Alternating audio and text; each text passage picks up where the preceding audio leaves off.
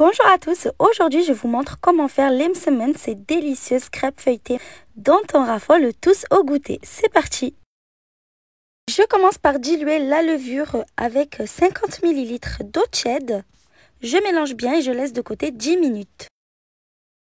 Pendant que la levure se réhydrate, dans un récipient, je mets 300 g de farine T45 et 600 g de semoule extra fine. Je mélange un peu la semoule et la farine entre elles. J'ajoute ensuite une cuillère à soupe de sucre et je mélange le sucre avec les poudres. Je creuse un puits sur le côté et j'y mets une cuillère à café de sel. Je le recouvre enfin des poudres et je fais cette fois un puits au centre. J'ajoute la levure diluée dans l'eau. Et on commence à introduire l'eau petit à petit en l'incorporant bien à la préparation avant d'en mettre à nouveau. Ça évite de ne pas rater la bonne consistance de pâte. J'en ai utilisé 450 ml au total, mais il se peut que vous en mettiez moins ou plus selon la farine que vous utilisez. Pour la semoule, il faut absolument de l'extra fine. Vous pouvez bien sûr réaliser la recette au robot. On obtient une pâte un peu collante, je la dépose sur le plan de travail fariné pour pouvoir la pétrir correctement. Et je la pétris jusqu'à obtention d'une pâte lisse pendant plus ou moins 5 minutes. J'ai utilisé beaucoup plus de semoule que de farine, mais vous pouvez bien sûr faire moitié-moitié. Et dans ce cas, la quantité d'eau à utiliser ne sera pas forcément la même.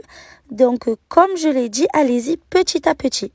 Après avoir bien pétri la pâte, je forme une boule, je la mets dans un récipient et je la couvre en la laissant reposer 15 minutes. La pâte Imsemen n'a pas forcément besoin de gonfler. Après 15 minutes de repos, je récupère la pâte et je la badigeonne entièrement d'huile. J'ai utilisé de l'huile de tournesol. Bien sûr, on n'en met pas énormément, c'est juste sur la surface de la pâte. Pour plus d'idées de recettes, je vous invite à vous abonner à ma chaîne sans oublier d'activer la cloche de notification pour ne manquer aucune vidéo. Je sépare la pâte en 12 petits pâtons que je viens ensuite bouler. Si vous voulez faire des grandes semaines, vous pouvez même séparer la pâte en 8. Ceux que j'ai réalisés sont de taille moyenne. Je recouvre ensuite les petites boules de film alimentaire. Vous pouvez aussi mettre un torchon propre et je laisse reposer encore 15 minutes. Pendant que les boules reposent, je mets 70 g de beurre à fondre et je le mélange avec 70 g d'huile. C'est ce qui va servir au feuilletage de nos crêpes feuilletées. Je récupère une petite boule de pâte, je recouvre bien toutes les autres pour éviter qu'elles croûtent à l'air. Je commence à appliquer le mélange de beurre fondu et d'huile sur le plan de travail ainsi que sur la pâte et je commence à l'aplatir en l'étalant du centre vers l'extérieur en faisant attention de ne pas la déchirer. J'étale la pâte un maximum sans hésiter à aller retremper les mains régulièrement. C'est une pâte super extensible. C'est justement ce mélange de beurre et d'huile qui va apporter ce beau feuilletage. Ça permet aussi d'étirer très facilement la pâte sans la déchirer.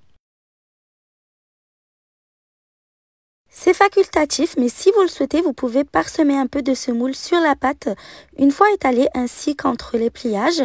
Je préfère quand même quand je ne le fais pas. Je trouve que c'est beaucoup plus croustillant. Je rabats la partie gauche vers le centre. Entre chaque pliage, je mets encore du beurre fondu. Je mets donc également un peu de semoule. Et je rabats ensuite la partie de droite. Ça forme un grand rectangle. Et pour terminer, je rabats la partie supérieure et inférieure de manière à former un carré. Je procède de même avec tous les autres Imsemen. Ensuite, je les recouvre de film alimentaire et je les laisse encore reposer 15 minutes. Ensuite, je mets une poêle à chauffer sur feu moyen doux.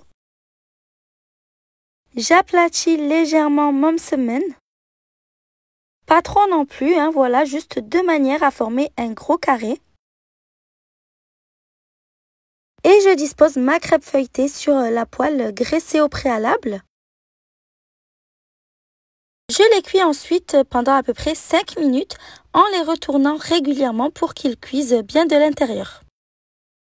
Ça se conserve très bien et très longtemps au congélateur, ils gardent toute leur fraîcheur. Il suffit juste de les réchauffer au four quelques minutes dès la sortie du congélateur. Vous pouvez donc doubler les quantités pour en faire plus si vous voulez en avoir toujours un stock sous la main. Quand ils sont cuits, je les retire de la poêle et je les dispose sur un torchon sans les entasser les uns sur les autres. Sinon, ils ne sont plus croustillants. J'espère vraiment que la recette vous a plu. À bientôt!